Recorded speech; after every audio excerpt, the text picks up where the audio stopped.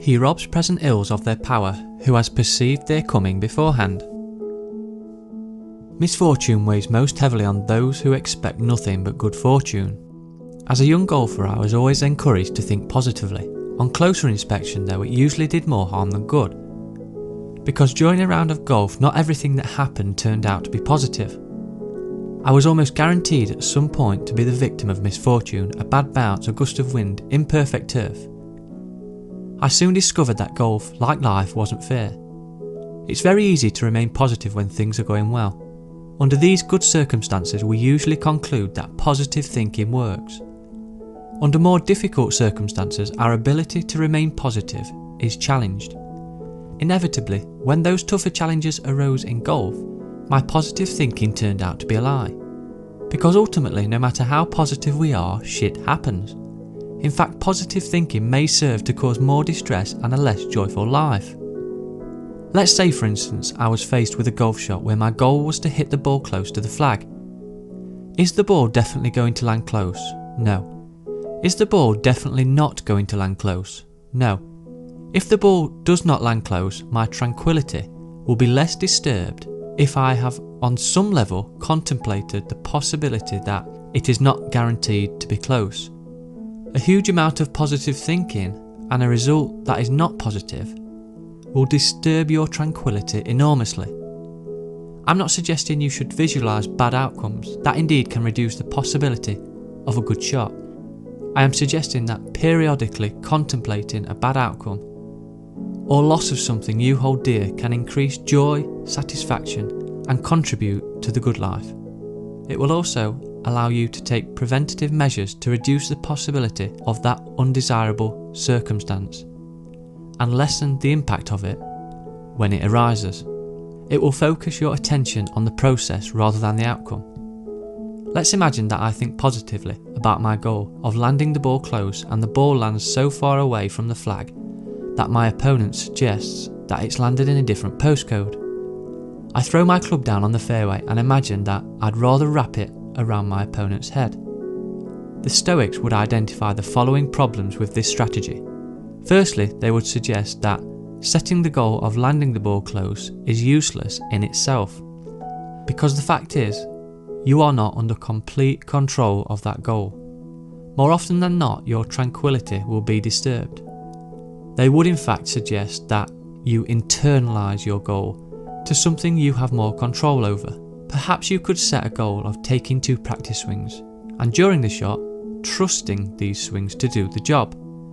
This goal could include a final and more powerful step of accepting the outcome before it has occurred. The Stoics would rightly point out that you have some control over your attitude to your circumstances, and in this example, over your routine, your trust, and your acceptance. In relationship to your anger with the bad shot and the insult you have received, the Stoics would suggest that nothing is worth doing pointlessly. After all, you do not have complete control over the outcome of your shot, or your opponent's opinion of you. Therefore, throwing the club does not serve a purpose, and reacting with anger to an insult is also pointless. The thoughts you have and the anger you vent only serve to compound the negative influence these circumstances have on your tranquility. Talk about drinking poison and expecting your worst enemy to die from it. A more stoic reaction would be to either ignore the insult, reminding yourself that this person is not Danny Willett, alternatively respond with humour, such as, more like a different time zone, suggesting that your opponent has failed to realise truly how bad the shot was, and indicating you are confident enough to rise above such verbal fisticuffs, hurting your opponent even more in the process by the lack of weight you attribute to their words. Negative contemplation can also serve to increase your satisfaction and contribute to the good life. Take for instance a parent who does not contemplate the impermanence of life, and in it their family. After all, life and everything in it is perishable. There will be a last time for everything, a last time you make a meal for your children, a last time they fall to sleep in your arms, a last time you have an opportunity to positively influence their life. a last time you walk them to school or prepare their lunchbox?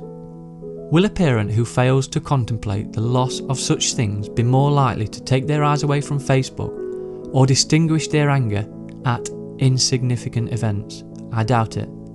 Or will the parent who periodically contemplates loss of these important things be more likely to look up from their smartphones and interact with their children and experience the remarkable moment right in front of their eyes? I think so. Rather than get caught up in the confusion of positive, neutral or negative thinking, a better strategy would be to identify thoughts and visualizations as either helpful or unhelpful at that particular moment. We are all as unique as the circumstances we find ourselves in.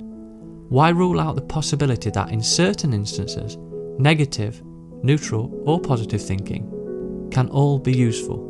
When you feel yourself getting angry, imagine that the event, in this case a poor golf shot, has just happened to somebody else. This will enable you to see just how insignificant the event really is. Overcome the desire to impress the people who are impressed by external stuff.